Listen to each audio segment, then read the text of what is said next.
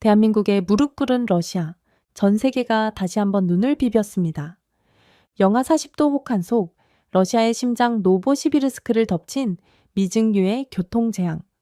시민들은 추위에 떨었고 어린아이들은 통학버스 안에서 절규했습니다. 도시의 동맥이 멈춰선 이 절망적인 상황 속에서 한 남자의 오만했던 확신은 산산이 부서졌습니다. 그는 늘 중국산 버스를 최고라 칭송하며 한국의 기술을 코웃음 쳤던 인물이었죠. 과연 노보시비르스크를 구원할 희망은 어디에서 찾아올까요? 그리고 그가 그토록 맹신했던 거대한 거짓의 실체는 무엇이었을까요? 이야기를 전하는 서은비에게 여러분의 좋아요와 구독은 가장 큰 응원이 됩니다. 지금 어디에서 이 영상을 시청하고 계신지 아래 댓글에 나눠주세요. 지금부터 시베리아의 얼어붙은 땅에서 펼쳐지는 놀라운 반전의 이야기가 시작됩니다. 저는 이반 페트로프입니다. 올해 60대 초반이고 러시아 북부의 노보시비르스크 교통 관리국에서 부국장으로 일하고 있지요. 제 인생의 절반 이상을 이 도시의 교통 시스템 발전에 바쳐왔습니다. 특히 중국산 중장비와 버스를 도입하는 데 큰 역할을 했고요. 저는 늘 가격 대비 성능을 중요하게 생각하는 실용주의자였습니다. 그래서 저희 시는 그동안 수천 대의 중국산 버스들을 들여왔습니다. 중국 업체들은 늘 우리에게 시베리아의 혹독한 겨울에도 끄떡없습니다. 라고 자신 있게 말했죠. 그들의 약속을 믿었던 저는 그 중국산 버스들을 제 자부심처럼 여겼습니다. 하지만 2025년 1월 기록적인 한파가 시베리아를 덮치면서 모든 것이 흔들리기 시작했습니다.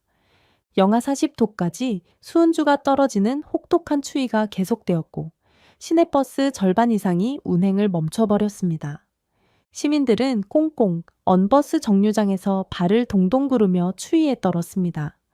아침 출근길, 아이들은 통학버스 안에서 추위에 지쳐 쓰러지는 일도 있었습니다. 도시 전체가 마비될 지경이었죠. 분노한 시민들의 항의가 교통관리국으로 빗발쳤습니다. 시장 알렉산더가 저를 불렀습니다. 그의 얼굴에는 깊은 주름이 패여 있었습니다. 이반, 비상대책을 마련하게. 시민들의 분노가 극에 달했네. 저는 즉시 중국 버스 본사에 연락했습니다. 사고 현황을 알리고 긴급 SS와 부품 공급을 요청했지요. 하지만 돌아오는 답변은 늘 그랬듯이 미온적이었습니다. 부품 수급에 시간이 좀 걸립니다. 기술자 파견은 다음 달에나 가능할 것 같습니다. 이미 수십 번도 더 들었던 무책임한 대답들이었습니다. 제 속은 타들어갔습니다. 답답한 마음에 한숨만 쉬고 있을 때였습니다. 시장 알렉산더가 조심스럽게 말을 꺼냈습니다. 이반, 혹시 한국산 중고버스를 긴급 도입하는 방안도 알아볼 수 있겠나? 한국이요? 저는 순간 제 귀를 의심했습니다. 한국 버스요? 시장님, 그건 중국 기술을 어설프게 따라한 것에 불과합니다. 차라리 원조인 중국이 낫지 않겠습니까? 저는 저도 모르게 강한 불신과 선입견을 드러냈습니다. 제 목소리에는 단호함이 묻어 있었습니다.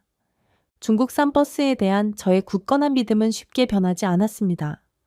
한국이라는 나라는 저에게 그저 중국의 모방품을 만드는 작은 나라에 불과했습니다.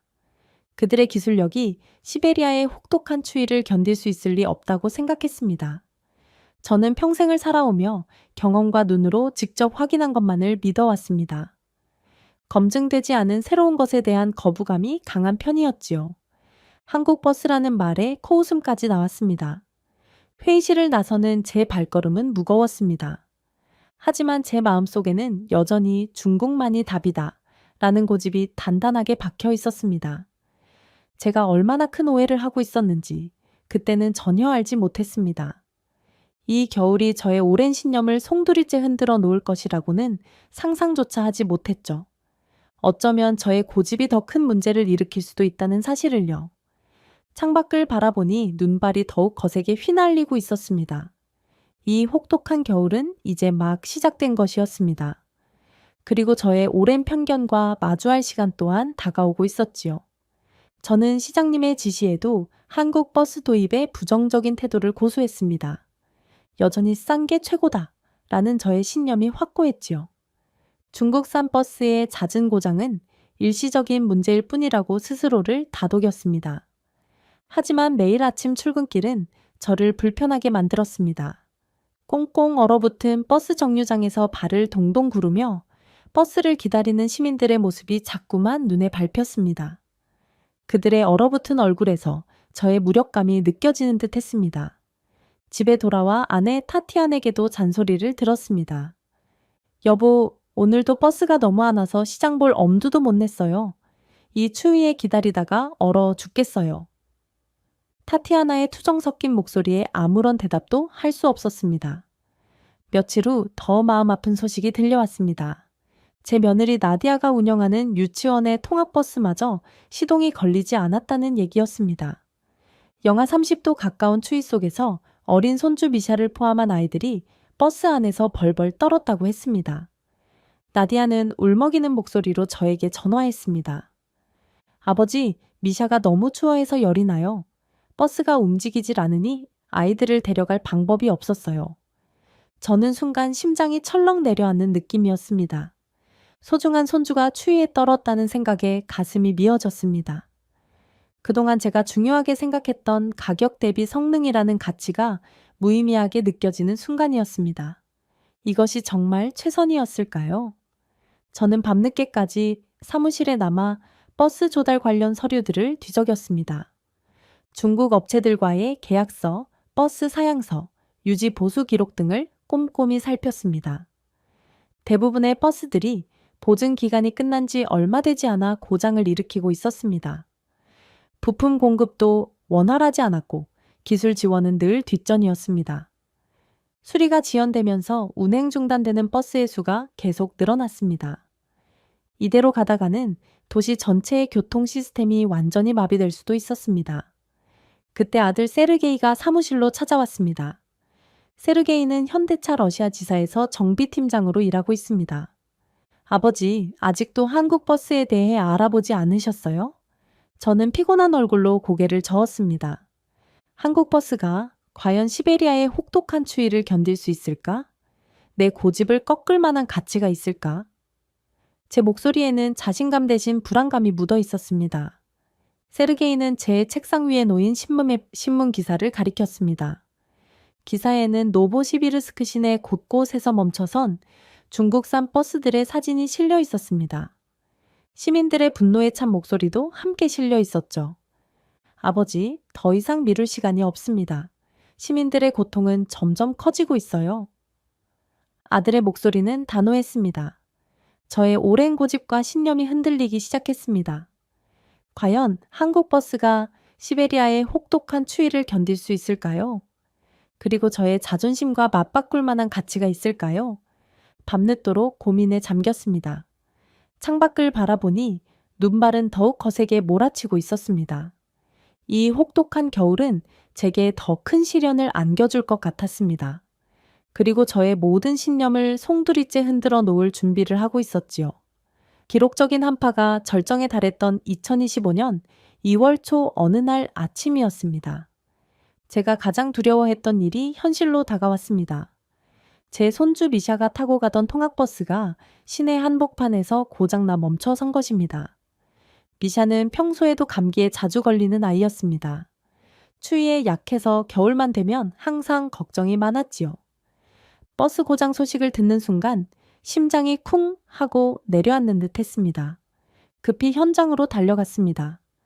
영하 30도에 육박하는 강추위 속에서 버스 주변에 사람들이 웅성거리고 있었습니다. 버스 안을 들여다보니 30명 가까운 아이들이 두꺼운 외투를 입고도 오들오들 떨고 있었습니다. 히터는 물론 엔진까지 완전히 꺼져 있었고 버스 유리창에는 김이 서려 있었습니다. 아이들의 입김이 하얗게 뿜어져 나왔습니다. 어떤 아이는 울음을 터뜨리고 있었고 또 다른 아이는 웅크리고 앉아 몸을 덜덜 떨었습니다. 미샤는 창가에 앉아 잔뜩 겁에 질린 표정으로 저를 바라보고 있었습니다. 손끝이 시퍼렇게 변한 것을 보니 가슴이 찢어지는 듯 했습니다. 제 손주가 제가 고집했던 중국산 버스 때문에 이 혹독한 추위에 갇혀 있는 것이었습니다. 다행히 인근 상점으로 아이들을 대피시킬 수 있었습니다. 하지만 그중 5명이 저천증 증세를 보여 병원으로 옮겨야 했습니다. 미샤도 그중 한 명이었습니다. 병원 응급실에서 산소 마스크를 끼고 누워 있는 미샤의 창백한 얼굴을 보니 눈물이 핑 돌았습니다. 의사 선생님은 다행히 생명에는 지장이 없지만 며칠 입원해야 한다고 했습니다. 고령인 아이가 추위에 너무 오래 노출된 탓이라고 했죠. 그 순간 온몸에 소름이 돋는 듯 했습니다. 제가 고집을 부려 도입했던 중국산 버스 때문에 제 소중한 손주가 위험에 처한 것입니다. 제 잘못된 판단이 이런 비극을 초래했다는 생각에 가슴이 미어졌습니다. 병원 복도에서 휴대폰을 확인하니 기자들의 연락이 쏟아져 있었습니다. 벌써 소문이 퍼진 모양이었습니다. 노보시비르스크 교통 담당 부국장의 손주, 버스 고장으로 입원이라는 뉴스가 속보로 뜨고 있었습니다. 다음 날 아침 출근하자마자 시장 알렉산더가 저를 불렀습니다. 그의 얼굴은 침통했습니다. 이반, 어제 일 들었네. 미샤는 괜찮은가? 네, 다행히 회복 중입니다. 그런데 문제가 생겼어. 기자들이 난리야. 당신 손주일을 빌미로 시 행정에 대한 비판이 쏟아지고 있네. 창밖으로 시청 앞 광장이 보였습니다. 수많은 시민들이 피켓을 들고 시위를 벌이고 있었습니다. 버스 히터 고쳐라, 시민 안전 책임져라 같은 구호가 적혀 있었죠. 저는 고개를 숙였습니다. 오늘 오후 2시에 긴급 기자회견을 열어야겠어. 자네가 나가서 해명하게. 피할 수 없는 일이었습니다. 기자회견장에 들어서자 플래시가 연달아 터졌습니다. 기자들의 표정은 매서웠습니다.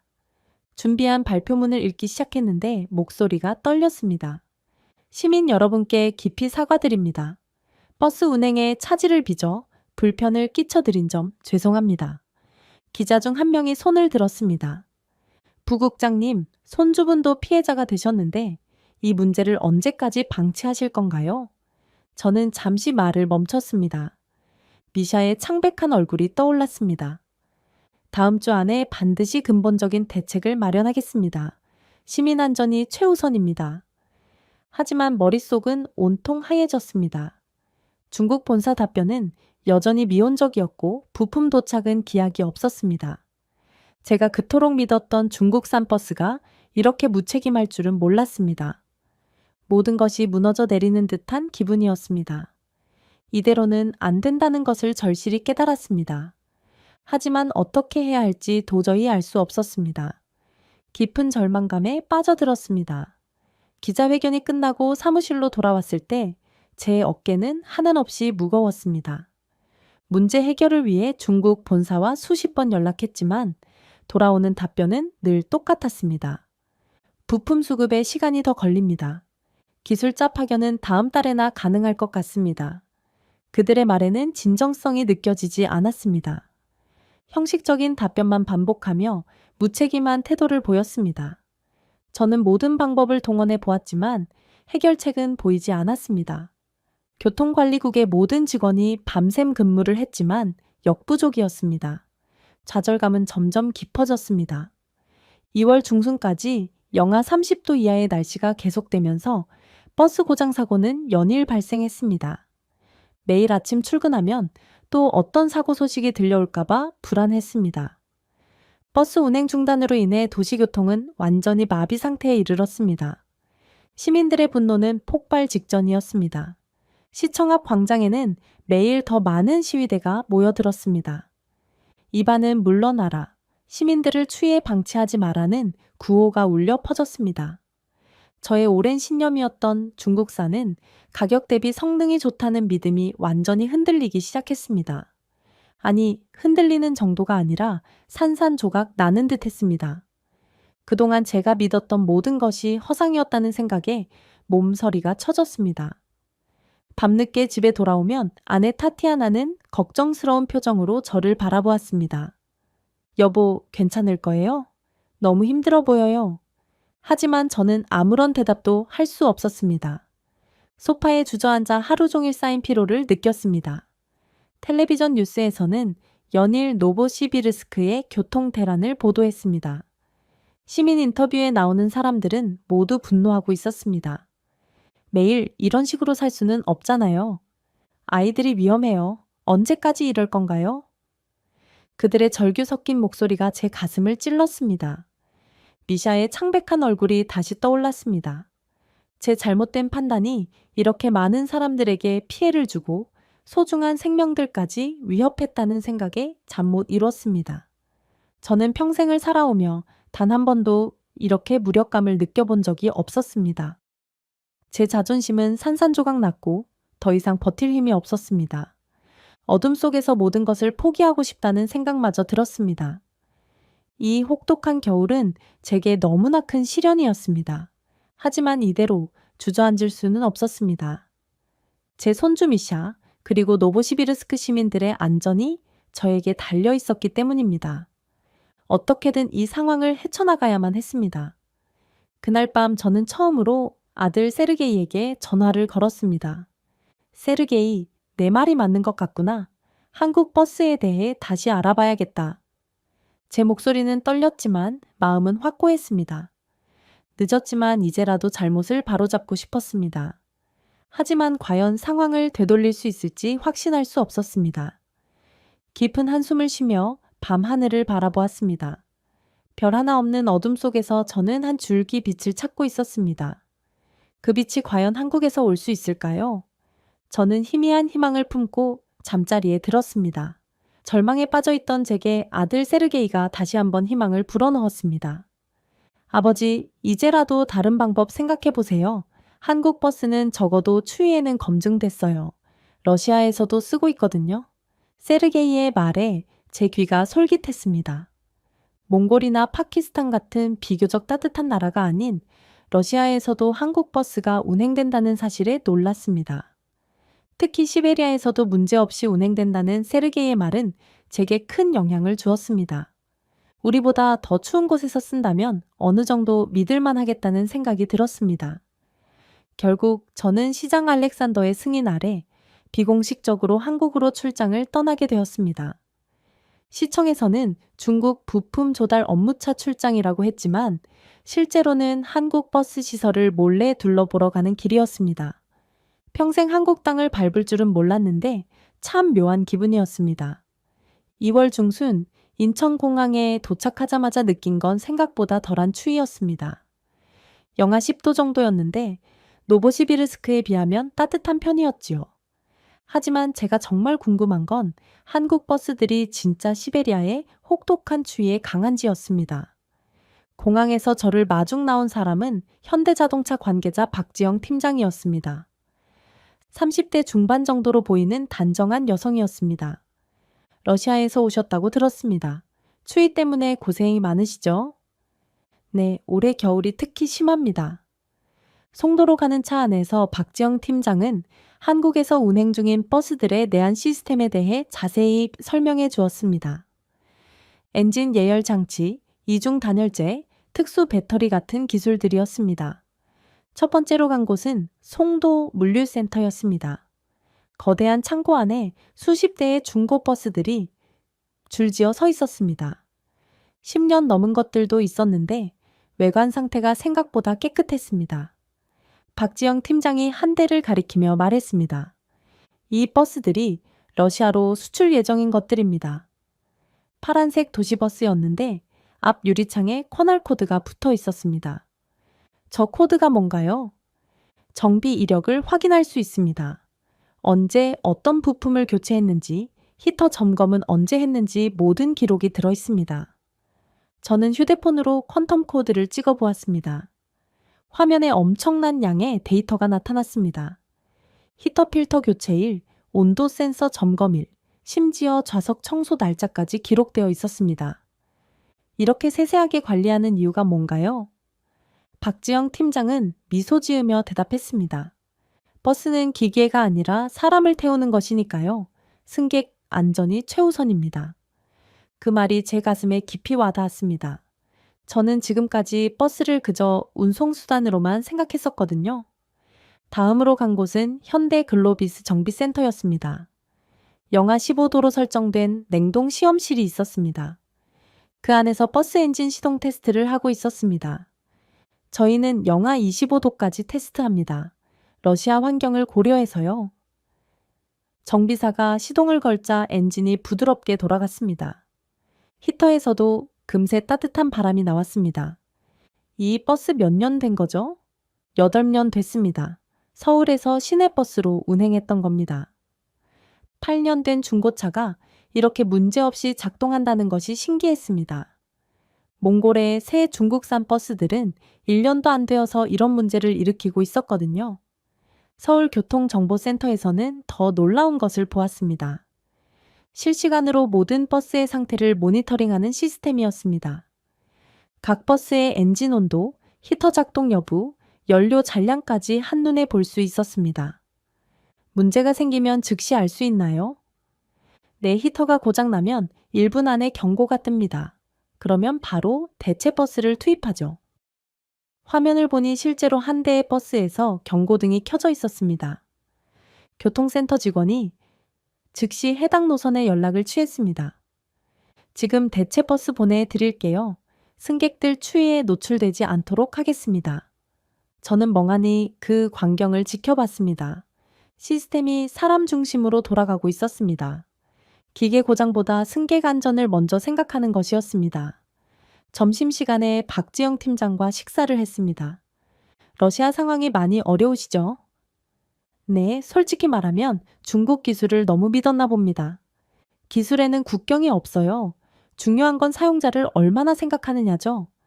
그 말을 듣는 순간 뭔가 깨달았습니다. 제가 지금까지 틀렸던 것은 기술의 우열이 아니라 철학의 차이였다는 것을 말이죠. 오후에는 실제 도로 테스트를 했습니다. 10년 된 현대버스가 경기도 상간도로를 달렸습니다. 영하 18도의 추위 속에서도 히터는 완벽하게 작동했습니다. 러시아는 이보다 더 춥죠? 네, 영하 30도는 기본이에요. 그래도 문제 없을 겁니다. 저희 버스들은 시베리아에서도 운행되고 있거든요. 그때 가슴 한편이 무너지는 느낌이었습니다. 제가 그동안 한국 기술을 무시했던 것이 얼마나 어리석었는지 깨달았습니다. 이들은 버스를 만드는 것이 아니라 사람을 지키는 시스템을 만들고 있었습니다.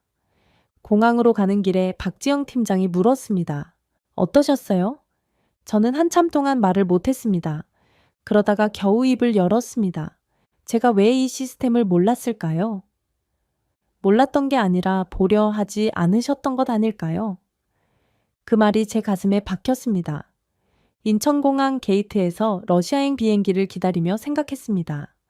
이제 돌아가서 뭘 해야 할지를요. 저의 오랜 편견과 고집이 깨지는 순간이었습니다.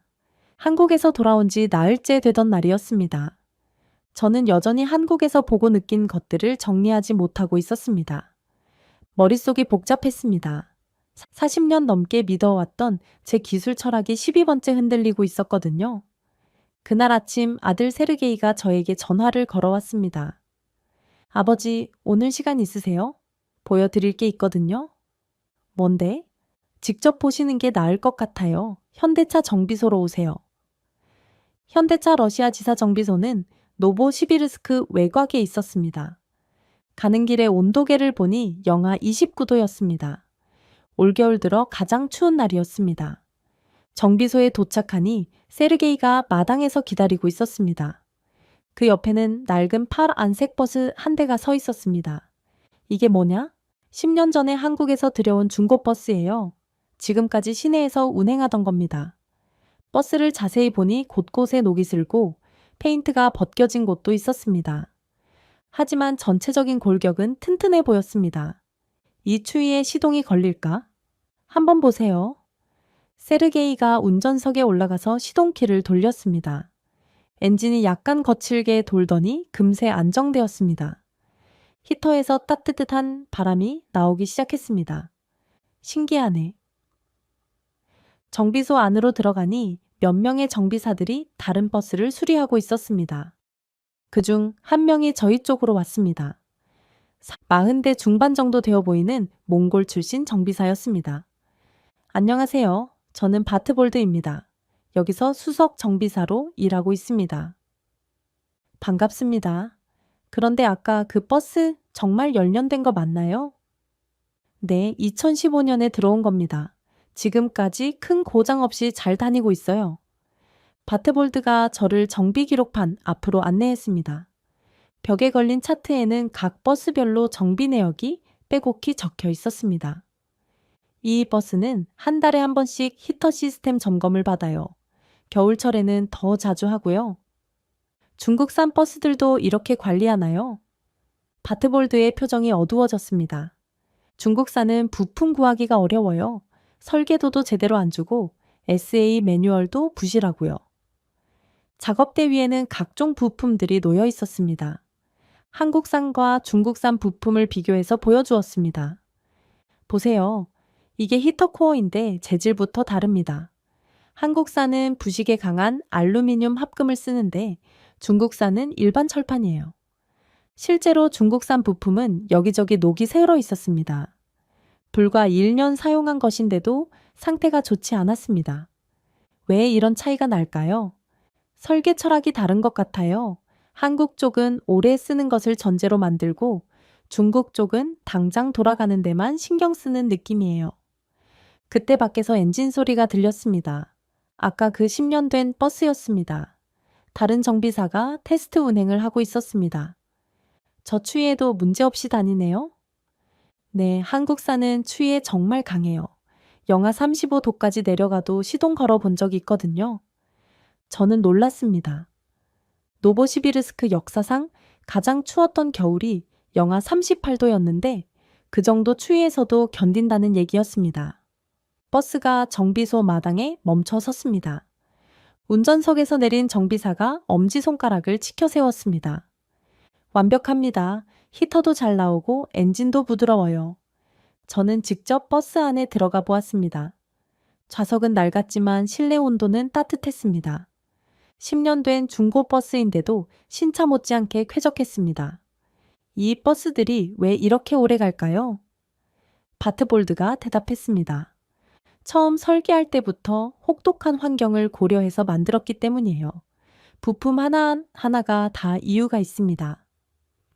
세르게이가 옆에서 말했습니다. 아버지, 이제 이해되시죠? 기술의 차이가 아니라 철학의 차이예요. 저는 한참 동안 생각에 잠겨 있었습니다. 그러다가 바트볼드에게 물었습니다. 당신은 왜 이런 시스템을 저에게 보여주는 거죠? 시민들이 안전하게 다녔으면 하는 마음이에요. 저도 매일 버스 타는 사람 중 하나거든요. 그 말이 제 가슴을 찔렀습니다. 저는 그동안 기계의 성능만 생각했지, 그 기계를 이용하는 사람들은 제대로 생각하지 못했던 것이었습니다. 저는 왜 이걸 몰랐을까요? 바트볼드가 씁쓸하게 웃었습니다. 감춘 게 아니라 안 보려 하셨던 것 아닐까요? 그 순간 한국에서 박지영 팀장이 했던 말이 떠올랐습니다. 똑같은 말이었습니다. 저는 정말로 보려 하지 않았던 것일까요? 정비소를 나서며 마지막으로 그 열년된 버스를 다시 보았습니다. 낡고 초라해 보였지만 그 안에는 수많은 사람들의 안전을 지키려는 기술과 철학이 담겨 있었습니다. 그날 밤 집에서 생각했습니다. 이제 정말 결정을 내려야 할 때가 온 것 같았습니다. 정비소에서 돌아온 다음 날 저는 마침내 결심을 굳혔습니다. 한국산 버스 도입 제안서를 작성하기 시작했습니다. 밤새워 자료를 정리하고 예산을 계산했습니다. 손끝이 시려워도 계속 타자를 쳤습니다. 월요일 아침 일찍 시장 알렉산더에게 보고서를 제출했습니다. 두툼한 서류 뭉치였습니다. 시장님이 첫 페이지를 넘기시더니 미간을 찌푸렸습니다. 가격이 중국산의 2배네요. 예상했던 반응이었습니다. 하지만 저는 포기하지 않았습니다. 내구성 비교표와 정비 절감 자료를 보여드렸습니다. 장기적으로는 오히려 경제적이라는 근거를 제시했습니다. 그날 오후 임시간부 회의가 열렸습니다. 시장님을 비롯해 각 부서장들이 모였습니다. 회의실 분위기는 무거웠습니다. 저는 준비한 자료를 차례대로 발표했습니다. 한국 출장 결과, 정비 시스템 비교, 내한 성능 데이터까지 빠짐없이 설명했습니다. 하지만 반응은 차가웠습니다. 재정국장은 예산 부족을 지적했고 기획실장은 정치적 위험성을 우려했습니다. 중국과의 외교 관계에 악영향을 줄 수 있다는 얘기였습니다. 시장님이 최종 결론을 내렸습니다. 보류라는 단 한마디였습니다. 회의가 끝나고 저는 허탈했습니다. 예상했던 일이지만 실제로 부딪히니 더 답답했습니다. 사무실로 돌아와서 창밖을 바라보았습니다. 영하 32도까지 떨어진 추위였습니다. 거리에는 버스 정류장에서 떨고 있는 시민들이 보였습니다. 또 다른 버스 고장 소식이 들려왔습니다. 그날 저녁 집에 돌아가니 세르게이가 심각한 표정으로 앉아 있었습니다. 결과를 이미 짐작하고 있는 것 같았습니다. 보류됐다. 세르게이가 한숨을 깊게 쉬었습니다. 실망이 얼굴에 그대로 드러났습니다.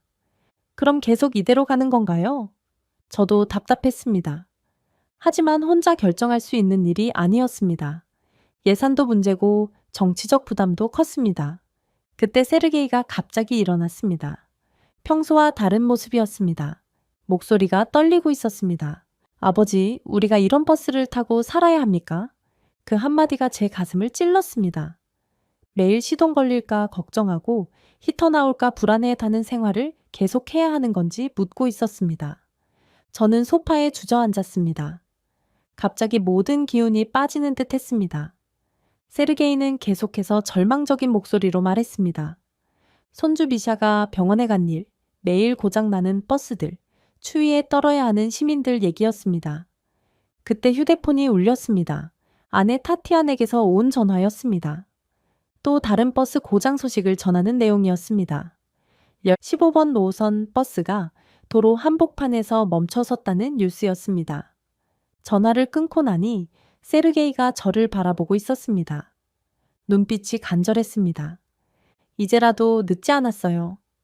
저는 한참 동안 생각에 잠겼습니다. 정말 늦지 않았을까요? 아니면 이미 손 쓸 수 없을 만큼 늦어버린 걸까요? 하지만 포기할 수는 없었습니다. 그날 밤 저는 처음으로 아들 앞에서 고개를 숙였습니다. 평생 고집만 부렸던 제가 굽힌 것이었습니다. 이상하게 기분이 나쁘지 않았습니다. 오히려 마음이 한결 가벼워진 느낌이었습니다. 새로운 전략이 필요했습니다. 전면 교체가 어렵다면 시범 사업으로라도 시작해야겠다고 생각했습니다. 작은 변화라도 만들어내는 것이 중요했습니다. 밤늦게까지 새로운 제안서를 작성했습니다. 이번에는 한 노선만이라도 한국산으로 바꿔보자는 내용이었습니다. 시범 운행을 통해 효과를 검증한 후 단계적으로 확대하는 방안이었습니다. 창밖으로 눈이 내리고 있었습니다. 이 겨울이 얼마나 더 혹독할지 아무도 모르는 상황이었습니다. 하지만 저는 포기하지 않기로 결심했습니다. 이제는 저의 고집보다 시민들의 안전이 더 중요하다는 것을 깨달았습니다. 새로운 제안서를 작성한 지 나흘 후 노보시비르스크의 올겨울 최악의 한파가 몰아쳤습니다. 기상청 발표로는 영하 35도까지 떨어진다고 했습니다. 40년 만에 닥친 혹한이었습니다. 그날 아침 6시 제 휴대폰이 쉴 새 없이 울렸습니다. 교통통제센터에서 온 긴급 연락이었습니다. 부국장님, 대형 사고입니다. 중국산 버스 절반 이상이 시동이 안 걸려요. 급히 센터로 달려갔습니다. 모니터 화면에는 빨간 점들이 가득했습니다. 운행 불가 상태를 나타내는 신호였습니다. 60대 중 22대가 완전히 멈춰선 상황이었습니다. 거리 곳곳에 버스 정류장에는 사람들이 몰려 있었습니다. 추위에 떨면서 언제 올지 모르는 버스를 기다리고 있었습니다. 어떤 정류장에는 30분 넘게 버스가 오지 않았습니다. 오전 9시쯤 더 심각한 소식이 들려왔습니다. 시내 초등학교 통학버스가 등교 중 도로 한복판에서 완전히 멈춰선 것이었습니다. 아이들 25명이 영하 33도 추위 속에 갇혀 있었습니다.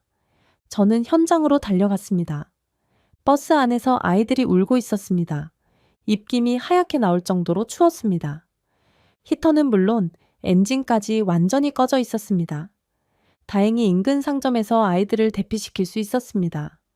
하지만 그중 5명이 저천증 증세를 보여 병원으로 옮겨야 했습니다. 손가락 끝이 시퍼렇게 변한 아이도 있었습니다.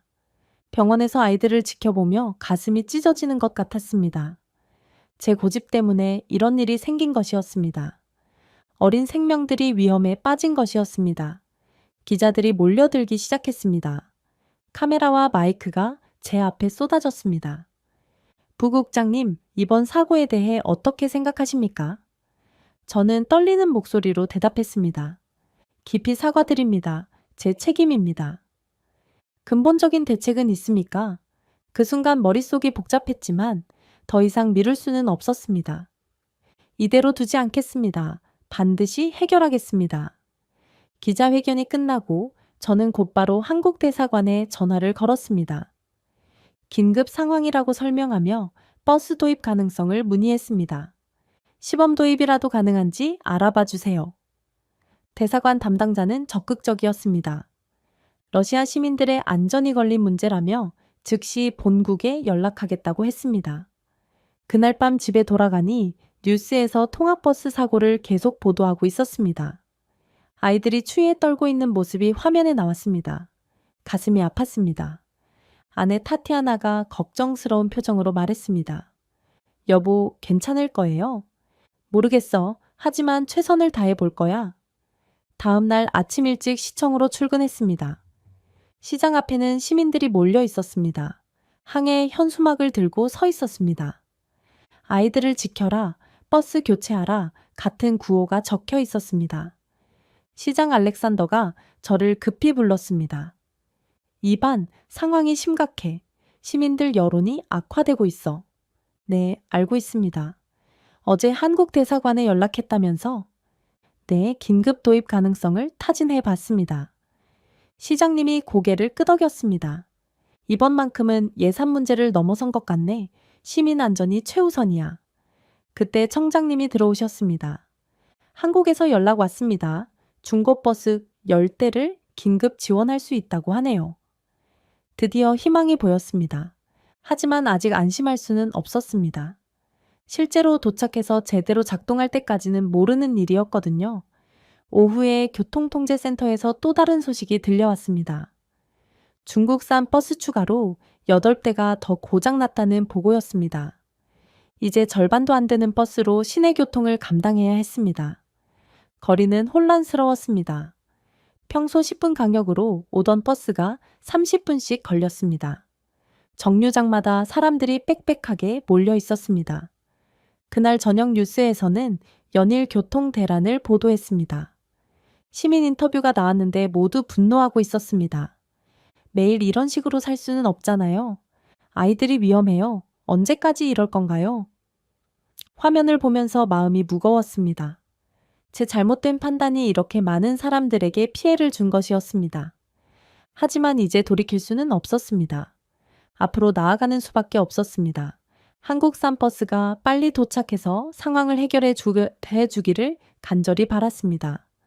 통학버스 사고가 난 지 일주일이 지났습니다. 그동안 저는 하루도 편히 잠들지 못했습니다. 매일 아침 출근하면서 또 어떤 사고 소식이 들려올까봐 불안했습니다. 그런데 2월 말 드디어 기다리던 소식이 들려왔습니다. 한국 대사관에서 전화가 온 것이었습니다. 부국장님, 시범 도입 프로그램이 승인됐습니다. 현대자동차에서 중고 버스 10대를 긴급 지원하기로 했어요. 가슴이 뛰었습니다. 마침내 실마리가 보이기 시작한 것이었습니다. 언제 도착하나요? 이번 주말까지 육로로 운송될 예정입니다. 정비 전문가 2명도 함께 파견됩니다.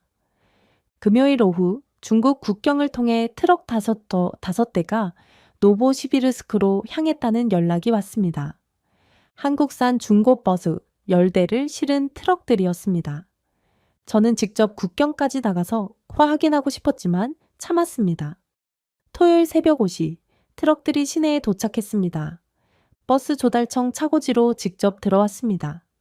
저는 일찍 나가서 기다리고 있었습니다. 첫 번째 트럭에서 파란색 버스가 내려졌습니다. 10년 정도 된 것 같았지만 외관이 깨끗했습니다. 두 번째, 세 번째 버스들도 차례로 내려졌습니다. 모두 상태가 양호해 보였습니다. 한국에서 온 정비 전문가들도 함께 도착했습니다. 김철수 팀장과 이영호 기사였습니다. 두 분 모두 20년 넘게 버스 정비를 해온 베테랑들이었습니다. 추위가 정말 심하네요. 영하 30도라니. 김철수 팀장이 말했습니다. 하지만 표정은 자신 있어 보였습니다. 이 정도 추위에서도 문제없이 작동할까요? 네, 시베리아에서도 운행되고 있는 모델들이에요. 걱정 마세요. 그날 오후부터 본격적인 점검 작업이 시작되었습니다. 김철수 팀장과 이영호 기사가 버스마다 엔진, 히터, 전기 시스템을 하나하나 확인했습니다. 세르게이도 현대차 러시아 지사에서 정비팀을 이끌고 왔습니다. 저는 직접 첫 번째 버스에 올라가 보았습니다. 좌석은 낡았지만 실내가 깔끔했습니다. 시동을 걸어보니 엔진 소리가 부드러웠습니다. 히터에서 따뜻한 바람이 나오기 시작했습니다. 아버지, 어떠세요? 세르게이가 운전석 옆에 서서 물었습니다. 생각보다 좋네. 처음으로 아들과 함께 같은 목표를 위해 일하고 있었습니다. 이상한 기분이었습니다. 그동안 우리가 왜 그렇게 부딪혔을까 싶었습니다. 일요일 아침 영하 32도의 추위 속에서 시동 테스트를 실시했습니다. 10대 모두 문제없이 시동이 걸렸습니다. 히터도 5분 안에 따뜻한 바람이 나왔습니다. 김철수 팀장이 만족스러운 표정으로 말했습니다. 완벽합니다. 이 정도면 러시아 겨울을 충분히 견딜 수 있어요. 3월 초부터 시범 운행에 들어갔습니다. 가장 문제가 심했던 7번과 15번 노선에 각각 5대씩 투입했습니다. 첫날부터 시민들 반응이 달랐습니다. 히터가 정말 잘 나와요. 시동도 바로 걸리고 엔진 소리도 조용하네요. 버스 정류장에서 들려오는 시민들 목소리였습니다. 오랜만에 듣는 긍정적인 평가였습니다. 화요일 아침 저는 직접 7번 노선 버스를 타보기로 했습니다. 10년 된 중고 버스였지만 실내 온도가 쾌적했습니다. 엔진 진동도 거의 느껴지지 않았습니다. 버스 기사도 만족했습니다. 부국장님, 이 버스 정말 좋아요. 아침에 시동 걸 때 스트레스가 없어졌어요. 그 말을 듣는 순간 가슴이 뜨거워졌습니다. 그동안 기사들이 얼마나 고생했을지 생각하니 미안했습니다. 수요일에는 현지 언론에서 시범 운행 소식을 보도했습니다. 긍정적인 반응이 대부분이었습니다. 시민 인터뷰에서도 만족스럽다는 의견이 많았습니다. 목요일 오후 교통부에서 감사장을 보내왔습니다. 시범 사업 성공에 대한 격려였습니다. 시장 알렉산더도 직접 축하 인사를 건넸습니다. 그날 저녁 세르게이와 함께 정비소에 들렀습니다. 한국 전문가들과 러시아 정비사들이 함께 작업하고 있었습니다. 서로 언어는 달랐지만 기술로 소통하고 있었습니다. 아버지, 이제 믿으시죠? 세르게이가 웃으며 말했습니다. 그래, 내 말이 맞았다. 처음으로 아들에게 인정한다고 말했습니다. 세르게이의 얼굴이 환해졌습니다. 금요일에는 확대 도입 계획을 수립하기 시작했습니다. 시범 운행이 성공적이었기 때문에 추가로 20대를 더 들여오기로 했습니다. 그 주말 집에서 아내 타티아나와 함께 뉴스를 보았습니다. 한국산 버스 시범 운행 성공 소식이 나오고 있었습니다. 여보, 정말 잘 됐네요. 타티아나가 기뻐하며 말했습니다. 저도 마음이 한결 가벼워졌습니다. 드디어 시민들에게 안전한 교통수단을 제공할 수 있게 된 것이었습니다. 창밖으로 눈이 내리는 것을 바라보며 생각했습니다. 이제 겨울이 두렵지 않았습니다. 시범 운행을 시작한 지 한 달이 지났습니다. 그동안 한국산 중고 버스들은 단 한 번도 고장 나지 않았습니다. 영하 35도까지 떨어진 혹독한 추위 속에서도 말입니다. 시민들의 반응은 놀라웠습니다. 버스 이용 만족도 조사에서 95%가 긍정적으로 평가했습니다. 특히 히터 성능과 시동 안정성에 대한 만족도가 높았습니다. 그 결과 노보시비르스크 시청에서는 3월 초 확대 도입을 공식 결정했습니다. 추가로 30대를 더 들여와서 주요 노선에 배치하기로 한 것이었습니다. 예산 문제도 시민 안전을 위해서라면 감수하겠다는 것이 시장님의 방침이었습니다. 3월 중순 교통부에서 정식 감사장이 내려왔습니다. 노보시비르스크 교통 개선 공로를 인정한다는 내용이었습니다. 저는 그 감사장을 받으며 감회가 새로웠습니다. 부국장님, 축하드립니다. 직원이 웃으며 말했습니다. 1년 전만 해도 상상할 수 없었던 일이었습니다. 그날 오후 저는 7번 노선 버스를 타고 시내를 한 바퀴 돌아보았습니다. 10년 된 중고 버스였지만 새 버스처럼 편안했습니다. 히터에서 나오는 따뜻한 바람이 온몸을 감쌌습니다. 창밖으로 보이는 노보시비르스크 풍경이 달라 보였습니다. 더 이상 버스 정류장에서 떨고 있는 시민들이 보이지 않았습니다. 모두들 따뜻한 버스 안에서 편안하게 이동하고 있었습니다. 버스에서 내려 새 수첩을 펼쳤습니다. 예전에는 기계 사양과 가격만 적었는데 이제는 다른 것들을 기록하기 시작했습니다. 히터 온도, 정비 이력, 승객 만족도 같은 사람 중심의 데이터들이었습니다. 오늘 7번 노선, 실내 온도 24도, 승객 반응, 양호. 이런 식으로 적어 나갔습니다. 기계가 아니라 사람을 보게 된 것이었습니다. 3월 중순에서 4월 초에 걸쳐 추가 버스들이 도착했습니다. 이번에는 15대였습니다. 모두 8년에서 10년 된 중고차들이었지만 정비 상태가 완벽했습니다. 김철수 팀장이 다시 노보시비르스크를 방문했습니다. 이번에는 현지 정비사들 교육이 목적이었습니다. 이제 러시아 분들이 직접 관리할 수 있어야죠. 일주일간 집중 교육이 진행되었습니다. 한국식 정비 매뉴얼, 부품 관리 시스템, 예방 정비 방법 등을 배웠습니다. 세르게이도 교육에 참여해서 통역을 도와주었습니다. 교육 마지막 날, 저는 직접 정비소를 찾아갔습니다. 러시아 정비사들이 한국 방식으로 버스를 점검하고 있었습니다. 체계적이고 꼼꼼한 모습이었습니다. 이제 우리도 할 수 있겠네요. 바트볼드 수석 정비사가 자신 있게 말했습니다. 그 모습을 보니 뿌듯했습니다. 4월이 되자 날씨가 풀리기 시작했습니다. 하지만 한국산 버스들은 여전히 문제없이 운행되고 있었습니다. 추위뿐만 아니라 일반적인 내구성도 뛰어난 것이었습니다. 그 무렵 중국 본사에서 연락이 왔습니다. 지난해 도입한 버스들의 무상 SS를 해주겠다는 내용이었습니다. 하지만 이미 늦었습니다. 시민들의 신뢰를 잃은 후였거든요. 저는 정중하게 거절했습니다. 이미 한국산으로 교체 계획이 진행 중이라고 설명했습니다. 중국 담당자가 아쉬워했지만 어쩔 수 없는 일이었어요. 4월 말, 어느 화창한 날, 저는 세르게이와 함께 정비소에 갔습니다. 아버지와 아들이 함께 서서 한국산 버스들을 바라보았습니다. 아버지, 이제 어떠세요? 처음으로 안심이 된다. 정말 그랬습니다. 더 이상 아침마다 버스 고장 소식을 걱정하지 않아도 됐습니다. 시민들도 안전하게 이동할 수 있게 되었고요. 세르게이가 웃으며 말했습니다.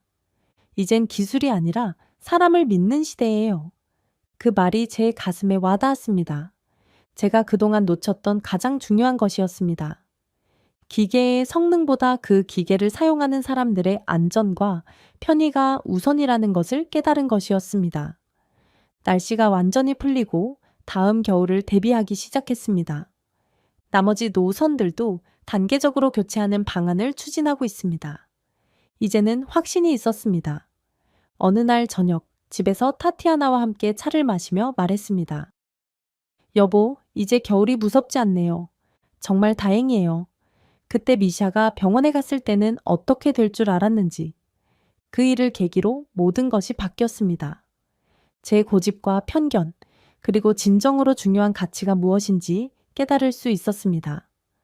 러시아의 초록빛 여름이 오고 있었습니다. 곧 다시 겨울이 올 테지만 이제는 두렵지 않았습니다. 믿을 만한 버스들이 있었고 그 버스를 제대로 관리할 수 있는 시스템도 갖춰졌거든요. 무엇보다 중요한 것은 사람을 먼저 생각하는 마음을 갖게 된 것이었습니다.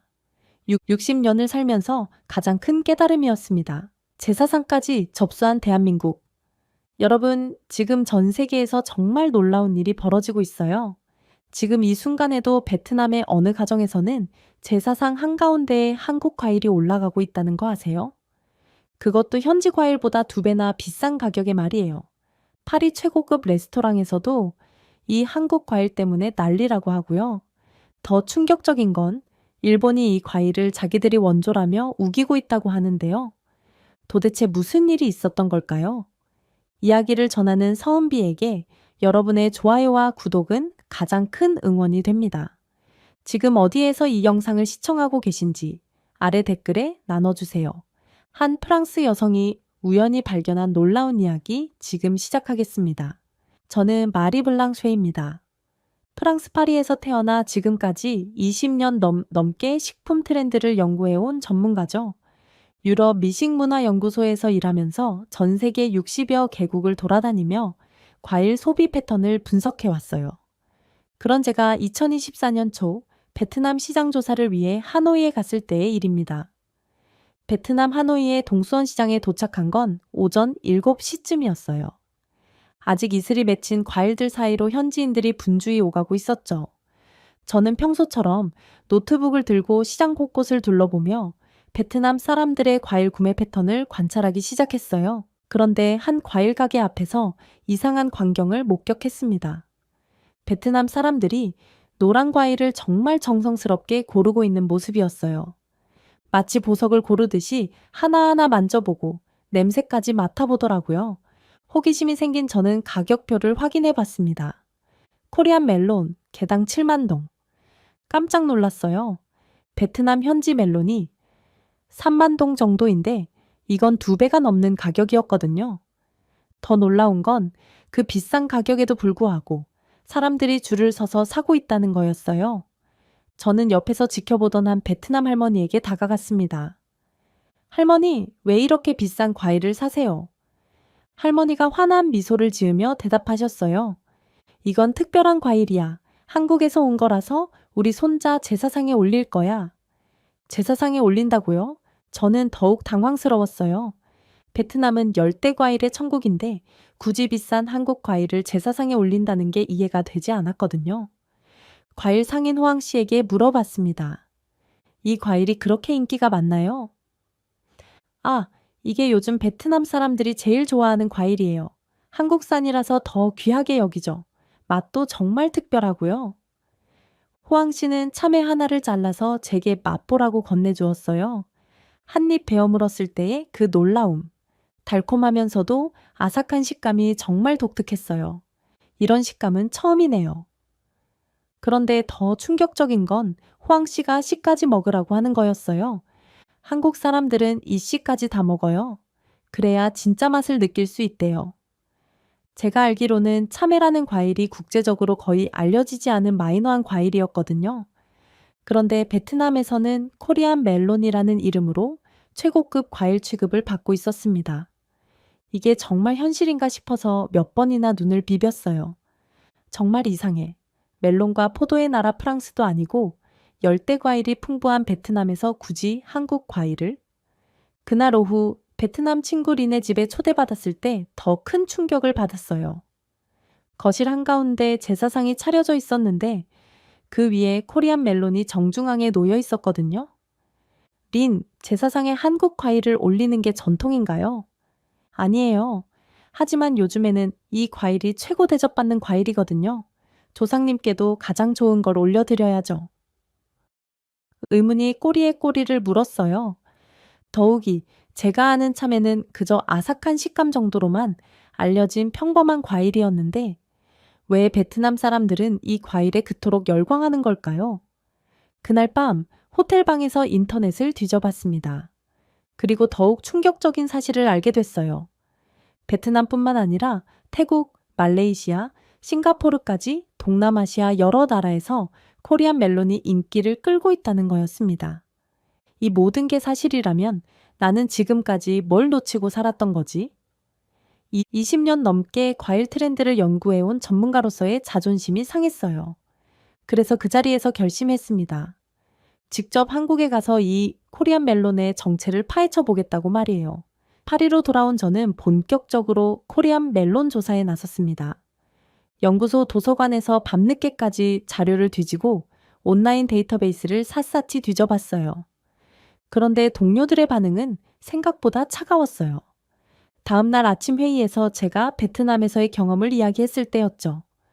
말이, 그거 원래 일본 품종 아니었어? 뭘 그런 걸 가지고 그래?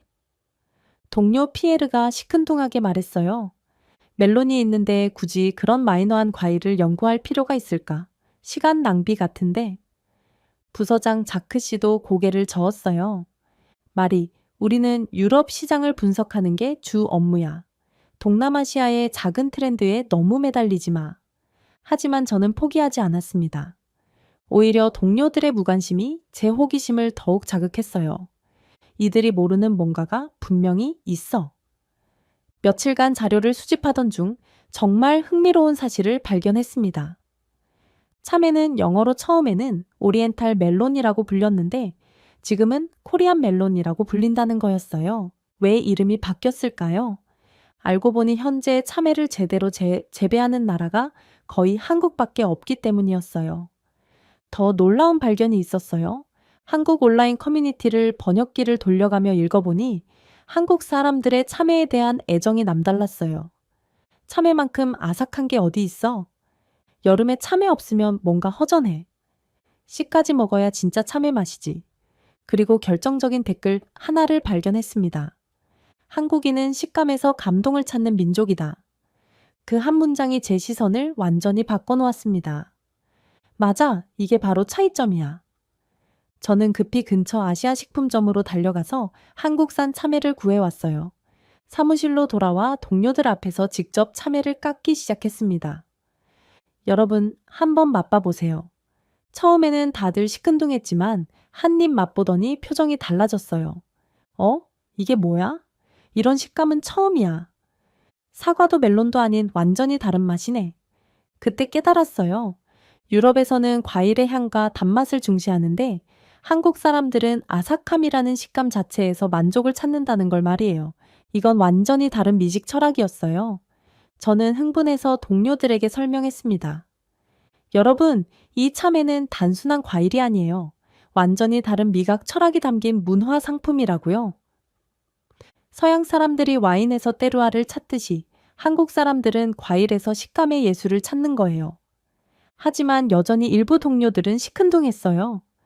말이 너무 과대포장하는 거 아니야? 그냥 아삭한 과일 하나 가지고 말이야. 피에르가 여전히 회의적이었거든요. 그래봤자 틈새 시장 정도 아닐까? 그래도 저는 확신했습니다. 베트남에서 목격한 그 열광적인 반응, 제사상에까지 오르는 위상, 이 모든 게 우연이 아니라는 걸 말이에요. 이 아삭함이라는 한국만의 식감 철학이 세계인들에게 새로운 경험을 줄 수 있다는 확신이 들었어요. 그날 저녁, 혼자 남은 사무실에서 참외를 하나 더 깎아 먹으며 생각했어요. 이 맛의 뒤에는 분명 더 큰 이야기가 숨어 있을 거야. 본격적인 보고서 작성에 들어가던 중 예상치 못한 일이 벌어졌습니다. 어느 화요일 오후 갑자기 일본계 멜론, 유통회사 미도리 프루츠에서 연락이 온 거예요. 마리 박사님, 잠깐 이야기 좀 나누고 싶습니다. 이틀 후 파리 시내 한 카페에서 그들을 만났어요. 정장을 말끔히 차려입은 두 명의 일본인 남성이 저를 기다리고 있었죠. 저희는 미도리 프루츠의 사토와 다나카입니다. 그들이 찾아온 이유는 명확했어요. 마리 박사님께서 참외에 대해 연구하고 계신다고 들었습니다. 사토 씨가 조심스럽게 말을 꺼냈어요. 그런데 혹시 잘못된 정보를 가지고 계시는 건 아닌지 걱정됩니다. 어떤 부분이요? 제가 물어보자 다나카 씨가 자료를 꺼내며 설명했어요. 그 참외라는 건 원래 일본 품종에서 나온 겁니다. 1957년 우리가 개발한 은천 품종이죠. 한국이 가로챈 거나 마찬가지예요. 너무 과대평가하지 마시기 바랍니다. 저는 당황했지만 곧바로 반박했어요. 하지만 지금 일본에서는 참외를 거의 재배하지 않잖아요? 그건 사토 씨가 잠깐 말을 멈췄어요. 일본은 더 고급스러운 멜론 쪽으로 발전했기 때문입니다. 더 세련된 선택이었죠. 뭔가 석연치 않았어요. 그럼 왜 지금 와서 참외에 관심을 가지시는 거죠? 우리는 정확한 정보가 퍼지기를 바랄 뿐입니다. 그들이 돌아간 후 저는 더 깊이 조사에 들어갔어요. 그리고 충격적인 사실들을 하나씩 발견하기 시작했습니다. 일본 농업 통계를 뒤져보니 1970년대부터 일본의 참외 재배 면적이 급격히 줄어들었더라고요. 대신 머스크멜론과 칸탈루프 같은 서양 멜론 재배에 집중했던 거죠. 더 놀라운 건 일본 정부가 1980년대에 전통 과일 목록에서 참외를 제외시켜버린 거였어요. 잠깐, 그럼 일본이 참외를 포기한 거잖아? 반면 한국의 상황은 완전히 달랐어요. 한국은 그 은천 품종을 받아들인 후 꾸준히 개량해 나갔습니다. 1975년 신은천 참외, 금싸라기 참외. 일본이 포기한 참외를 한국이 60년 넘게 발전시켜 온 거였어요. 더욱 결정적인 차이를 발견했습니다. 일본은 참외를 단순히 과일 중 하나로만 봤지만 한국은 완전히 다른 접근을 했어요. 씨까지 먹는 방식, 아삭함을 살리는 보관법, 장아찌나 무침 같은 다양한 요리법. 참외와 관련된 모든 문화가 한국에서 꽃을 피웠던 거죠. 그날 밤 한국 농업 연구 논문을 읽다가 감동적인 구절을 발견했어요. 참외는 한국인에게 단순한 과일이 아니라 여름의 추억이자 가족의 정기다. 이제 알겠어. 일본은 씨앗만 주고 떠났고 한국은 그 씨앗으로 거대한 나무를 키웠구나. 다음 날 사토 씨에게 전화를 걸었어요. 사토 씨, 어제 자료를 더 찾아봤는데요. 아, 그러세요? 일본이 참외를 포기한 건 1970년대부터였네요. 그런데 지금 와서 품종권을 주장하시는 건가요? 전화 너머로 긴 침묵이 흘렀어요. 마리 박사님, 그건 복잡한 문제입니다. 복잡하지 않아요. 버린 걸 다시 찾으려고 하시는 거죠. 한국이 아니었다면 참외는 정말로 이 세상에서 사라졌을지도 몰라요. 그 순간 깨달았습니다. 이건 단순한 농업 성공 스토리가 아니라 한 민족이 전통을 지키면서도 혁신을 이뤄낸 정말 대단한 이야기라는 걸 말이에요. 자료를 더 파헤쳐 보니 정말 가슴 찡한 이야기들을 발견했습니다. 한국농업사 연구서를 뒤져보다가 1960년대 기록을 찾아냈어요. 그 시절 한국에는 청참외, 개구리참외, 성환참외 같은 전통 참외들이 있었다고 하더라고요. 한 할머니의 증언이 특히 기억에 남아요. 그때는 정말 가난했지. 사과도 배도 제대로 달지 않던 시절이었어. 하지만 여름이면 참외 하나로 하루를 버텼지. 물도 부족하고 설탕도 귀하던 시절에 참외만큼은 우리를 저버리지 않았어. 그 기록을 읽으면서 눈물이 났어요. 1960년대 한국의 농촌 사진들을 보니 정말 척박한 땅에서도 참외만큼은 꿋꿋이 자라고 있었거든요. 더 놀라운 건 그 어려운 시절에도 한국 농민들이 참외 품질 개선을 멈추지 않았다는 거였어요. 1957년 일본에서 온 은천 품종을 받아들인 후 한국의 토양과 기후에 맞게 계속 개량해 나갔습니다. 한국농업기술원의 한 연구원이 쓴 회고록에서 이런 구절을 발견했어요. 일본 품종이 우리 땅에서는 제대로 자라지 않았다. 하지만 우리는 포기하지 않았다. 매년 조금씩 우리 입맛에 맞게 우리 땅에 맞게 바꿔나갔다. 1775년 신은천 참외가 개발될 때까지의 과정이 정말 눈물겨웠어요. 수백 번의 실패, 수천 번의 개량 작업. 그리고 1984년 드디어 금싸라기 참외가 탄생했죠. 이 모든 과정에서 일본은 어디 있었을까요? 1970년대부터 일본은 이미 멜론에만 집중하고 있었어요. 참외는 구식이라며 외면해버렸죠. 한국과 일본의 1980년대 농업 정책 자료를 비교해보니 더욱 극명하게 드러났어요. 일본, 전통 과일에서 탈피, 서양식 고급 과일로 전환. 한국, 전통을 지키면서도 현대적 기술로 품질 향상. 완전히 다른 방향이었어요.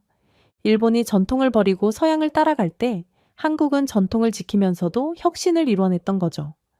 그리고 결정적인 차이를 발견했습니다. 일본에서는 참외를 먹을 때 씨를 빼고 먹었대요. 하지만 한국에서는 씨까지 함께 먹는 문화가 발달했죠. 씨까지 먹어야 진짜 참외 맛이라는 말까지 생겼을 정도로요. 이건 단순한 식습관의 차이가 아니었어요. 씨까지 먹기 위해서는 씨가 부드럽고 맛있어야 하거든요. 그래서 한국 농민들은 씨의 품질까지 신경 쓰며 품종을 개량했던 거예요. 아, 이제 이해됐어. 일본은 겉모양만 보고 한국은 속까지 완벽하게 만들었구나. 한국 참외 농가의 3대째 농민이 한 말이 정말 인상 깊었어요. 우리 할아버지는 일제강점기에도 참외를 키우셨고 아버지는 전쟁 중에도 참외를 키우셨어. 나도 IMF 때도 참외를 키웠지. 이게 바로 우리의 역사야. 베트남에서 목격한 그 코리안 멜론, 열풍의 진짜 이유가 보였어요. 이건 단순한 과일이 아니라 한국이라는 나라가 60년 동안 쌓아온 정성과 사랑의 결과물이었던 거죠. 드디어 한국 땅을 밟았습니다. 인천공항에 내린 순간부터 기대감으로 가슴이 뛰었어요. 드디어 코리안 멜론의 본고장에 왔구나. 경상북도 성주군으로 가는 KTX 안에서 창밖을 바라보니 한국의 농촌 풍경이 정말 아름다웠어요. 특히 성주에 가까워질수록 노란 비닐하우스들이 끝없이 펼쳐져 있는 모습에 감탄했습니다. 와, 정말 장관이네. 성주역에 도착하니 마중 나온 분이 있었어요. 바로 최준호 박사님이었습니다. 국립농업기술원 소속이면서 조부 때부터 3대째 참외 농사를 지어온 분이죠. 마리 박사님, 멀리서 오시느라 고생하셨습니다. 저는 최준호입니다. 박사님의 첫 인사부터 정말 따뜻했어요. 더 놀라운 건 박사님이 프랑스 몽펠리에 대학에서 농업공학을 공부하신 경험이 있어서 제 고민을 완전히 이해해 주신다는 거였어요. 박사님, 정말 신기해요. 프랑스에서 공부하셨으면서 왜 참외를 선택하셨나요? 하하, 프랑스에서 공부하면서 오히려 우리 참외의 소중함을 더 깨달았죠. 서양 멜론도 좋지만 우리 참외만의 특별함이 있거든요. 차로 이동하면서 박사님이 성주 지역에 대해 설명해 주셨어요. 성주는 한국 참외 생산량의 70%를 담당하는 곳입니다. 여기 토양과 기후가 참외 재배에 최적이거든요. 일교차가 크고 배수가 잘 되는 사질양토, 그리고 무엇보다 농민들의 정성이 세계 최고죠. 첫 번째 비닐하우스에 도착했을 때 그 감동을 어떻게 표현해야 될까요? 문을 열고 들어가는 순간 노란 물결이 끝없이 펼쳐져 있었어요. 오 마이 갓. 저도 모르게 영어가 나왔어요. 하나하나가 모두 반짝반짝 윤이 나고 똑같은 크기로 자란 참외들. 마치 공장에서 찍어낸 것처럼 균일했지만 동시에 살아있는 생명력이 느껴졌어요. 이게 바로 한국의 기술력이구나. 박사님이 참외 하나를 손으로 들어 올리며 설명해 주셨어요. 이 참외 하나가 자라기까지 얼마나 많은 손길이 필요한지 아세요? 파종부터 수확까지 121일, 그동안 농민이 손으로 만지는 횟수만 해도 수십 번은 됩니다. 정말 놀라웠어요. 서양에서는 대부분 기계화되어 있는데 한국 참외는 여전히 사람의 손으로 하나하나 정성스럽게 키우고 있었거든요. 마리 박사님, 혹시 참외의 역사에 대해 들어보셨나요? 박사님이 조용히 물어보셨어요. 1957년 일본 품종이 맞습니다. 하지만 그 씨를 30년 넘게 갈고 닦은 건 한국입니다. 이제 세계에서 코리안 멜론이라고 부르는 것도 결국 세계의 인정이죠. 그리고 이어서 하신 말씀이 정말 가슴에 와 닿았어요. 한국은 품종만 개량한 게 아닙니다. 씨까지 먹는 방식, 아삭함을 살리는 보관법, 장아찌며 무침 같은 요리법까지. 참외와 관련된 모든 전통과 문화가 한국에 남아 있어요. 박사님께서 참외 하나를 직접 따서 깎아주셨어요. 한국식으로 드셔보세요. 씨까지 함께요. 칼로 세로로 쪼개니 속살이 하얗고 투명하게 빛났어요. 한 입 베어 물었을 때의 그 충격. 프랑스에서 먹었던 것과는 완전히 차원이 달랐어요. 단맛이 입안 가득 퍼지면서도 아삭한 식감이 살아있고 씨까지 부드럽게 씹혔거든요. 이건 정말 예술이에요. 박사님이 빙그레 웃으시며 말씀하셨습니다. 참외는 한국에게 단순한 과일이 아니라 문화입니다. 일본은 기술만 있었고 한국은 혼이 있었어요. 바로 그 차이죠. 그 순간 베트남에서 느꼈던 모든 의문이 해결됐어요. 왜 베트남 사람들이 코리안 멜론을 제사상에 올리는지, 왜 비싼 값을 주고도 사려고 하는지. 이건 단순한 과일이 아니라 한국이라는 나라의 정신과 문화가 고스란히 담긴 특별한 작품이었던 거죠. 프랑스로 돌아온 저는 완전히 다른 사람이 되어 있었어요. 성주에서의 경험이 제 인생을 바꿔놓았거든요. 다음날 연구소에 출근해서 동료들 앞에서 당당히 외쳤습니다. 참외는 한국의 자존심입니다. 피에르가 여전히 의심스러운 표정으로 물어봤어요. 마리, 한국 다녀온 후로 완전히 달라졌네. 뭘 그렇게 흥분하고 그래? 흥분이 아니라 감동이에요. 여러분은 아직 진짜를 못 본 거예요. 저는 바로 실행에 옮겼습니다. 유럽 최초로 씨까지 먹는 코리안 멜론 코스 요리를 개발하기 시작한 거죠. 프랑스 요리의 정교함과 한국 참외의 아삭함을 결합한 완전히 새로운 시도였어요. 처음에는 주변에서 모두 말렸습니다. 부서장 자크 씨가 걱정스럽게 말했어요. 말이 미쳤어? 프랑스 사람들이 그런 걸 받아들일 리 없어. 게다가 씨까지 먹는다고? 그건 너무 이상하잖아. 하지만 저는 확신했어요. 성주에서 느꼈던 그 감동을 프랑스 사람들도 분명 느낄 수 있을 거라고 말이에요. 집에서 밤늦게까지 레시피를 연구했어요. 참외의 아삭함을 살리면서도 프랑스인들이 좋아할 만한 조합을 찾아보았죠. 참외 가스파초, 참외와 염소 치즈, 샐러드, 참외 셔벗. 하나씩 만들어 보며 완벽한 맛의 조합을 찾아갔어요. 2주 후 드디어 첫 번째 시식회를 열었습니다. 파리 최고급 레스토랑 에르그랑 모에의 미셸 셰프를 초대했어요. 프랑스 요리계의 거장으로 불리는 분이죠. 미셸 셰프, 새로운 과일을 소개해 드리고 싶어요. 오, 마리 박사님이 직접 뭔가 특별한 건가요? 첫 번째 요리를 내놓았어요. 참외와 프로슈토를 곁들인 전체였죠. 미셸 셰프가 한 입 맛보더니 눈이 휘둥그레졌어요. 이게 뭐야? 이런 식감은 처음이야. 달콤하면서도 아삭해. 멜론과도 다르고 사과와도 달라. 두 번째 요리로 참외 수프를 내놓았어요. 씨까지 먹는 과일이라고? 한국에만 이런 게 있다고? 셰프가 정말 놀라워 하시더라고요. 그날 이후로 일이 급속도로 풀리기 시작했어요. 미셸 셰프가 르그랑보에에서 코리안 멜론 코스를 정식 메뉴로 채택한 거예요. 파리 최고급 레스토랑에서 한국 참외가 주인공이 된 거죠. 입소문이 퍼지면서 다른 레스토랑들도 앞다투어 연락이 왔어요. 우리 레스토랑에도 그 코리안 멜론 요리를 소개해 주세요. 프랑스 미식 잡지 구름의 파리지앵에서 취재 요청이 들어왔을 때는 정말 꿈 같았어요. 기자가 물어봤어요. 마리 박사님, 이 코리안 멜론이 그렇게 특별한가요? 특별한 게 아니라 혁명적이에요. 이제 유럽 과일 시장의 판도가 바뀔 겁니다. 기사가 나간 후 반응이 폭발적이었어요. 잡지 표지에는 이런 제목이 실렸죠. 이제 멜론은 뒤로 물러나야 할 때다. 코리안 멜론의 시대가 왔다.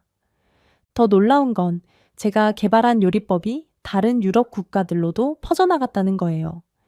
독일의 쿠친마이스터, 이탈리아의 라 타볼라, 스페인의 엘 체프, 유럽 각국의 고급 레스토랑들이 모두 코리안 멜론을 찾기 시작했습니다. 런던의 한 레스토랑 사장이 직접 전화를 걸어왔어요. 마리 박사님, 정말 놀라워요. 씨까지 먹는 과일이 이렇게 맛있을 줄이야.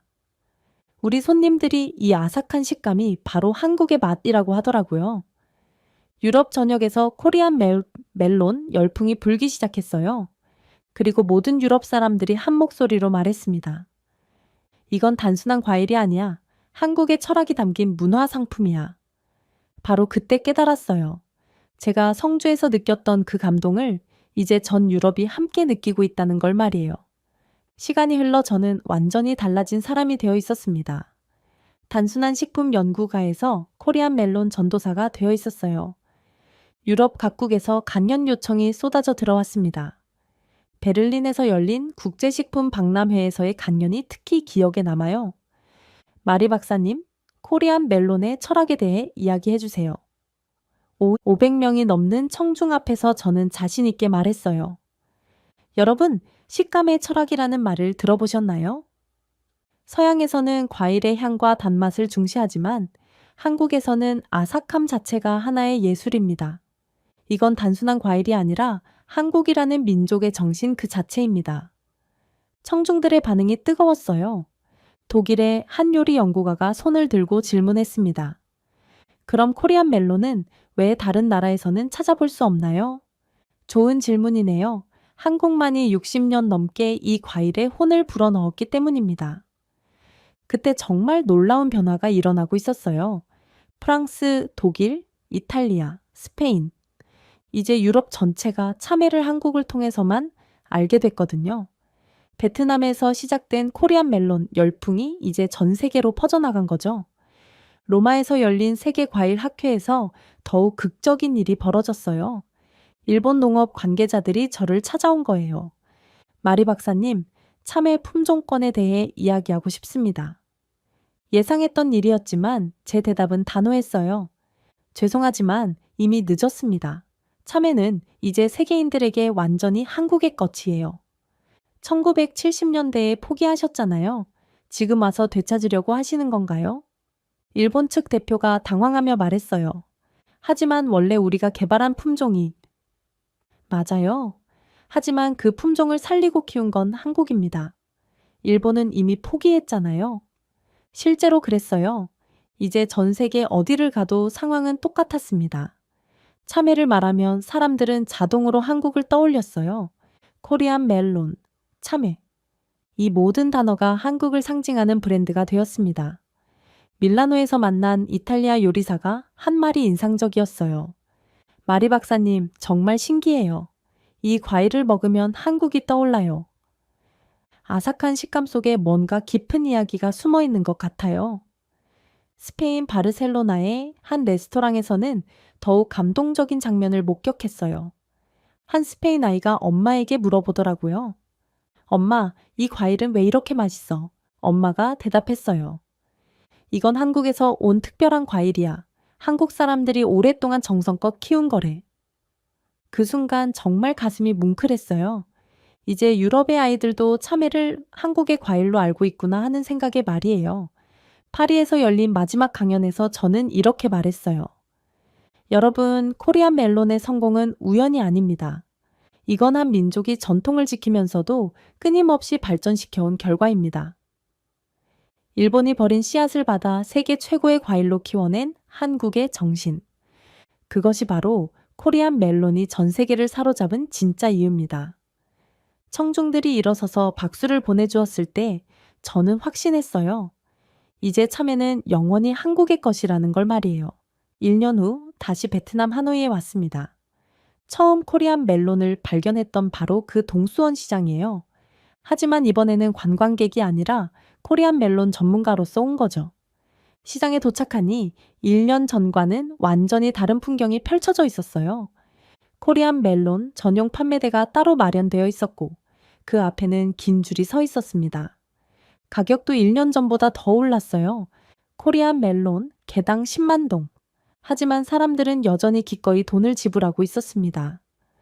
더 놀라운 건 판매대에 한국어로 된 안내문까지 붙어 있다는 거였어요. 정통 한국 성주산 참외. 씨까지 드세요. 베트남 사람들이 한국 문화까지 받아들이고 있는 거였어요. 그때 한 베트남 가족이 참외를 고르는 모습을 봤어요. 어린 딸이 엄마 손을 잡고 있었는데 참외를 보며 눈을 반짝이고 있었죠. 저는 다가가서 물어봤습니다. 이게 뭔지 아니? 소녀가 밝게 대답했어요. 참외요. 한국에서 온 맛있는 과일이에요. 우리 할머니가 이걸로 제사를 지내신대요. 저는 그 소녀에게 더 자세히 이야기해줬어요. 이건 정말 특별한 과일이란다. 일본에서 사라질 뻔한 과일을 한국이 60년 동안 정성껏 키워서 이렇게 맛있게 만든 거야. 소녀가 고개를 갸우뚱하며 물었어요. 참외? 근데 왜 이름이 이렇게 슬퍼 보여요? 저는 웃으며 대답했습니다. 참 외롭다는 뜻이야. 하지만 기억에 남는 건 바로 그런 맛이란다. 외로웠지만 한국이 끝까지 지켜줘서 이제 전 세계 사람들이 사랑하는 과일이 됐어. 그 순간 정말 감동적인 깨달음이 왔어요. 참외라는 이름 자체가 이미 이 과일의 운명을 말해주고 있었구나 하는 생각이 들었어요. 참 외로운 과일이었지만 한국이 끝까지 포기하지 않았기 때문에 이제 전 세계 사람들의 사랑을 받게 된 거죠. 호황 씨가 저를 알아보고 반갑게 다가왔어요. 마리 박사님, 1년 만이네요. 정말 반가워요. 호황 씨 장사 잘 되시나요? 덕분에 너무 잘 돼요. 이제 코리안 멜론이 베트남에서 가장 인기 있는 과일이에요. 정말 놀라운 변화였어요. 호황 씨의 가게뿐만 아니라 시장 곳곳에서 코리안 멜론을 파는 모습을 볼 수 있었어요. 제사상, 식탁, 고급 레스토랑. 이제 베트남 어디를 가도 코리안 멜론을 볼 수 있게 됐습니다. 베트남 친구 린의 집에도 다시 갔어요. 1년 전과 똑같이 거실 한가운데 제사상이 차려져 있었는데 이번에는 코리안 멜론이 더 많이 올려져 있었어요. 린, 1년 사이에 정말 많이 변했네요. 네, 이제 우리 가족 모두가 참외 없으면 안 되거든요. 완전한 참외 팬이 됐어요. 그리고 모든 베트남 사람들이 한 목소리로 말해요. 참외는 한국 거야. 코리안 멜론이 최고야. 하노이 시내의 고급 호텔 레스토랑에서도 코리안 멜론 디저트를 파는 걸 봤어요. 1년 전만 해도 상상도 못했던 일이었죠. 마지막 날 성주의 최준호 박사님께 화상 통화로 연락을 드렸어요. 박사님, 정말 감사해요. 박사님이 보여주신 한국의 정신이 이제 전 세계로 퍼져나가고 있어요. 마리 박사님 덕분이에요. 우리 참외를 세계에 알려주셔서 정말 고맙습니다. 박사님이 뒤에서 노란 참외들을 보여주시며 말씀하셨어요. 올해 수확량이 작년보다 30% 늘었어요. 수출 주문이 너무 많이 들어와서요. 베트남뿐만 아니라 유럽에서도 주문이 계속 들어오고 있어요. 그 순간 확신했어요. 이 모든 이야기가 단순한 우연이 아니라 한국이라는 나라가 가진 특별한 힘의 결과라는 걸 말이에요. 버려진 것을 끝까지 지켜내고 더 나아가 세계 최고로 만들어내는 그 놀라운 정신. 포기하지 않는 끈기, 전통을 지키면서도 혁신을 이루는 지혜. 그것이 바로 코리안 멜론이 전 세계를 정복한 진짜 이유였습니다. 공항으로 가는 택시 안에서 창밖을 바라보며 생각했어요. 이제 어디를 가든 코리안 멜론을 볼 수 있을 거예요. 그리고 그 과일을 보는 사람들은 모두 한국을 떠올릴 거고요. 일본이 버린 과일, 한국이 살려냈다. 그리고 전 세계가 무릎 꿇었다. 이제 이 이야기는 영원히 기억될 겁니다. 네, 오늘 사연 어떻게 들으셨나요? 사연이 재밌으셨다면 구독과 좋아요, 알림 설정까지 부탁드립니다. 그럼 지금까지 사연을 전해드린 감동이야기 서은비였고요. 영상 봐주신 모든 분들 고맙습니다. 그리고 늘 감사드리고 사랑합니다. 행복하고 건강한 하루 되세요.